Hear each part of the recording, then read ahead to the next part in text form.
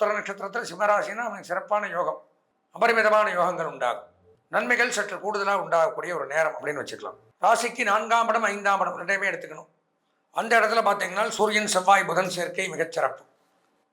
அரசு பணியாளர்களுக்கு நன்மை, சகோதர சகோதரிகள் மூலம் நன்மை ஏற்படும். தாயாருக்கு இருந்த வந்த மருத்துவ செலவுகள் குறையும். ஒவ்வொரு நட்சத்திரக்காரர்களும் ஒவ்வொரு தசையில தான் பிறப்போம். இந்த தசையில பிறப்பா அப்படிங்கிறது கணக்கு. அந்த தசா புத்தி தான் பேசுது. மேஷராசினா அதுக்கு அதிபதி ஒருத்தர் இருப்பார், பிறந்த நட்சத்திரத்துக்கு ஒருத்தர் அதிபதி இருப்பார்.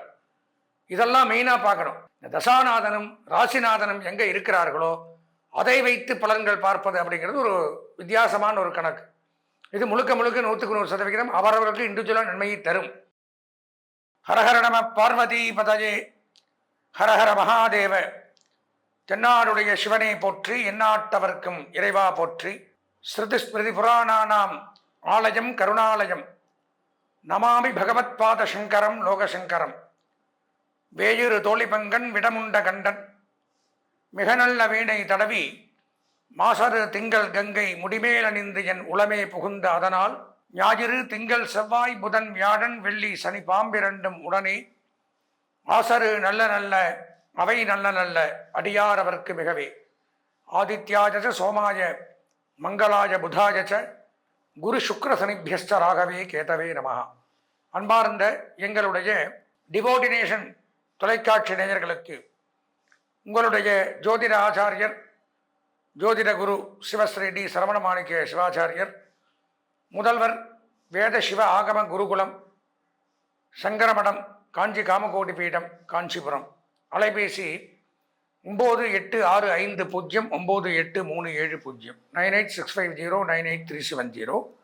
அடியனுடைய பணிவான வணக்கங்கள் மற்றும் ஆசீர்வாதங்கள்.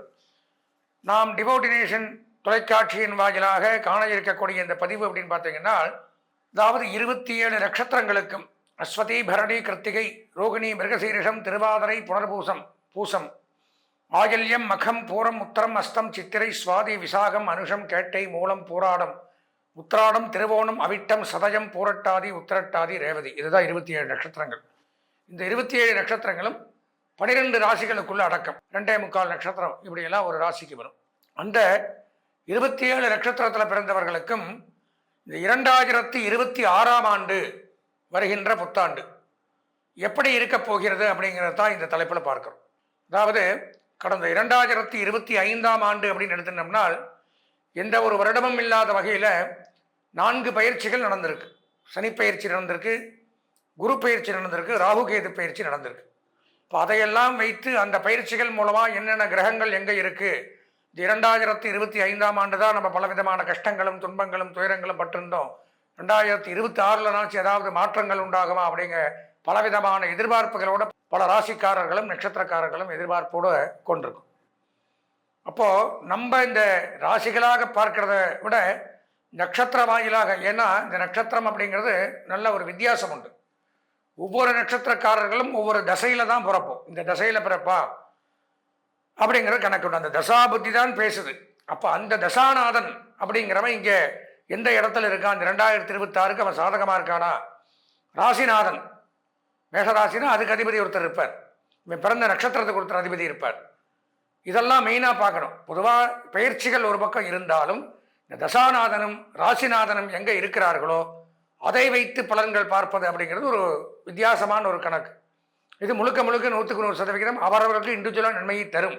அப்படி பார்க்கும் பொழுது தான் இந்த 27 நட்சத்திரமே ஒவ்வொருத்தரும் ஒவ்வொரு நட்சத்திரத்தில் பிறக்கிறோம். அப்போ அந்த நட்சத்திரத்துக்கு என்ன தசா புத்தி நடக்குது, என்ன தசாநாதன் இருக்கான், இந்த தசாநாதனுடைய இப்போ எங்கே இருக்கா, அவனை யார் பார்க்குறா, ராசிநாதன் யார், இதெல்லாம் வச்சு தான் நாம் பலன்களை சொல்கிறோம். அது கூட இந்த 2026 இந்த அதிகமாக ஒரு ராசியில் தங்கி நன்மை தீமைகளை செய்யக்கூடிய கிரகங்கள் அப்படின்னு நான் பல தடவை சொல்லியிருக்கேன். சனி பகவான் முதல்ல 2.5 ஆண்டுகள் ஒரு ராசியில் இருக்கார். கடந்த ஆண்டு பயிற்சியானார்னா அப்போ பார்த்தீங்கன்னா 2027 தான் அவர் பயிற்சி ஆவார். அதுக்கப்புறம் குரு பகவான், ராகு கேது 1.5 வருஷம் 2026 லாஸ்ட்டில் ஆவாங்க. இப்போ இவங்கெல்லாம் சாதகமாக இருக்கா, நம்ம தசாநாதன் சாதகமாக இருக்கா, ராசிநாதன் சாதகமாக இருக்கா, இப்படி இந்த பயிற்சிகளோடு கூடிய இண்டிவிஜுவலையும் பார்க்கறது தான் இந்த பலாபலன்களுடைய ஒரு பதிவு. அப்போது இந்த 27 நட்சத்திரத்திற்கும் தனித்தனியாக 2026 எப்படி இருக்கும் அப்படிங்கிறத, எவ்வளவு சதவிகித நன்மைகள் இருக்குது, யார் யார் சொந்த ஜாதகத்தை பார்த்து நம்ம அதையும் தெரிஞ்சுக்கணும் அப்படின்னு இந்த பலவிதமான நன்மைகளை தரக்கூடிய விஷயங்களை பற்றி தான் இப்போது இந்த பதிவில் நாம் இங்கே பார்க்க இருக்கிறோம். அதனால் நமது நேயர்கள் அவசியம் தவறவிடாமல் இந்த பதிவை பார்த்து இதன் பிரகாரம் இந்த 2026 புத்தாண்டை நல்லபடியாக கொண்டாடி அதில் இருக்கக்கூடிய சந்தோஷங்களை அனுபவித்து ஏதாவது ஒரு பரிகாரங்கள் இருந்தால் அதையும் செய்து கொண்டு சக குடும்பத்துடன் சந்தோஷமாக வாழ வேண்டி பிரார்த்தனை செய்து கொண்டு வாங்க நம்ம உள்ள நிகழ்ச்சிக்குள்ளே போய் 27 நட்சத்திரத்தினுடைய பலன்களை விரிவாக பார்ப்போம். அன்பார்ந்த எங்களுடைய உத்தர நட்சத்திரத்தில் பிறந்த நேயர்களுக்கு முதற்கண் வணக்கங்களை தெரிவித்துக் கொள்கிறேன். நாம் பார்க்கக்கூடிய இந்த பதிவு அப்படின்னு பார்த்தீங்கன்னா 2026ஆம் ஆண்டு உத்தர நட்சத்திரத்தில் பிறக்கிறவர்களுக்கு என்ன நன்மை அப்படிங்கிறதான் பார்க்குறோம். பொதுவாக உத்தர நட்சத்திரத்தில் பிறக்கிறவங்க அப்படிங்கிறவங்க சூரிய தசையில் பிறப்பாங்க. உங்களுடைய தசைக்கு அதிதேவதை சூரிய பகவான், ராசிக்கு அதிதேவதை புத பகவான். கன்னி ராசி, சிம்மமும் வரலாம், கன்னியும் வரலாம், சூரியனும் வரலாம், புதனும் வரலாம். இப்போ சூரியன் புதன் தசாநாதனும் சூரியன் தான். சிம்மமாக இருந்தால் ராசிநாதனும் சூரியன். உத்தர நட்சத்திரத்தில் சிம்மராசினா அவனுக்கு சிறப்பான யோகம், அபரிமிதமான யோகங்கள் உண்டாகும். நன்மைகள் சற்று கூடுதலாக உண்டாகக்கூடிய ஒரு நேரம் அப்படின்னு வச்சுக்கலாம். ராசியிலே பார்த்தீங்கன்னா கேது, ஞானம், அறிவு, கல்வி, ஆன்மீக நாட்டங்கள் அதிகரிக்கும். நான் முதல்ல சொன்ன மாதிரி ஆர்ட், கலை, ஓவியம், பெயிண்டிங், கலரிங், வர்ணம் தீட்டுதல், சிற்ப வேலைப்பாடுகள், இறை சம்பந்தமான தொழில், ஆன்மீக தொழில் பண்ணக்கூடியவர்கள், அறநிலையத்துறை, ஆன்மீகத்துறை, அர்ச்சகர்கள், ஜோதிடர்கள், இவர்களுக்கெல்லாம் நன்மை அதிகரிக்கும். அதே மாதிரி பார்த்தீங்கன்னா ஒரு நீதிமன்றத்தில் பணியாற்றக்கூடியவர்கள், வழக்கறிஞர்கள், வழக்குரைஞர்கள், லா அட்வொகேட் இப்படிலாம் சொல்கிறாங்க, இவங்களுக்கு சிறப்பு.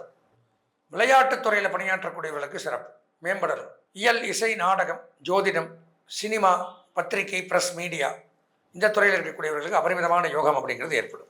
ராசிக்கு 4ஆம் இடம் 5ஆம் இடம் ரெண்டையுமே எடுத்துக்கணும். அந்த இடத்துல பார்த்தீங்கன்னா சூரியன், செவ்வாய், புதன் சேர்க்கை மிகச்சிறப்பு. அரசு பணியாளர்களுக்கு நன்மை, சகோதர சகோதரிகள் மூலம் நன்மை ஏற்படும். தாயாருக்கு இருந்த வந்த மருத்துவ செலவுகள் குறையும். ஆடிட்டிங், அக்கௌண்டன்ட், எழுத்து, teaching professional, IT, engineering, computer, trading, marketing agencies, business பண்ணுறது, உணவுத்துறை, உணவு வழங்கல் துறை, உணவு பாதுகாப்புத்துறை இதில் பணியாற்றக்கூடியவர்களுக்கு நன்மை அதிகரிக்குது. அதே மாதிரி பார்த்தீங்கன்னா ரெவென்யூ டிபார்ட்மெண்ட், மாவட்ட கருவூலங்கள், தாலுக் ஆஃபீஸ், பத்திரப்பதிவு பண்ணுற இடம் இதில் பணியாற்றக்கூடியவர்களுக்கும் நன்மை சற்று கூடுதலாக உண்டாகக்கூடிய அமைப்பு அப்படிங்கிறது ஏற்படும். தொழிற்சாலைகள், factory, foundry, industries, oil mill, எண்ணெய் வித்துக்கள், petrol bunk, leather work, lathe work, rubber work, building construction, நிலத்தடி நீர், அதே மாதிரி பில்டிங் கன்ஸ்ட்ரக்ஷன் பண்ணக்கூடிய பொருட்களை வியாபாரம் பண்ணக்கூடியவர்கள், கம்பி, மணல், செங்கல், சிமெண்ட், அந்த மாதிரி சானிட்டரி வேர்ஸ் என்னென்ன உண்டோ, அதாவது வீடு கட்டணும்னா எல்லாமே வேணும். ஒயரிங்க்கு வேணும், மர வேலைகள் செய்கிறதுக்கு உண்டான பொருட்கள் வேணும், பைப்ஸ் வேணும் தண்ணிக்கு, இந்த மாதிரி என்னென்ன வேணுமோ அனைத்து துறை அந்த வியாபாரம் பண்ணக்கூடியவர்களுக்கு நன்மை அப்படிங்கிறது உண்டாகுது. பொதுவாக பார்த்தோம்னா இந்த ஒரு ஆண்டு அப்படிங்கிறது சிறப்பை கொடுத்தாலும் உத்தர நட்சத்திரத்துக்கு, கன்னிராசின்னா சிறப்பு, உத்தர நட்சத்திரம், சிம்மராசினா கண்டிப்பாக சொந்த ஜாதகத்தை பார்க்கணும். பொதுவாக உத்தர நட்சத்திரத்துக்கு உண்டான பலன்கள் ஒரு 80% நன்மைகள் அப்படின்னு சொல்லலாம். கலைத்துறை, அரசியல்வாதிகள், பெண்கள், கல்வி பெறக்கூடிய மாணவர்களுக்கு 90% நன்மைகள், சுய தொழில், உத்தியோகம், வியாபாரம், விவசாயம் செய்யக்கூடியவர்களுக்கு 70% நன்மைகள் ஏற்படும். இந்த ஆண்டு அதிர்ஷ்டமான வண்ணம் சிவப்பு, அனுகூலமான திசை வடக்கு, அதிர்ஷ்டமான எண் 5, வணங்க வேண்டிய தெய்வம் அப்படின்னு பார்த்தீங்கன்னா விநாயகப் பெருமான்.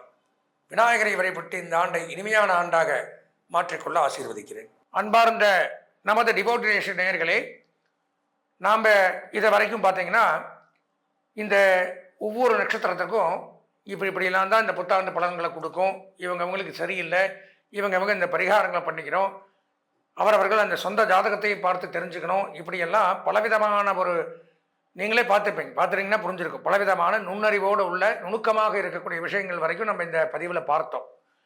அதுவும் போக இதெல்லாம் ஒரு புறம் இருந்தாலும் இதில் மாற்றங்களை தரக்கூடியது அப்படிங்கிறது அவரவர்களுடைய சொந்த ஜாதகம்.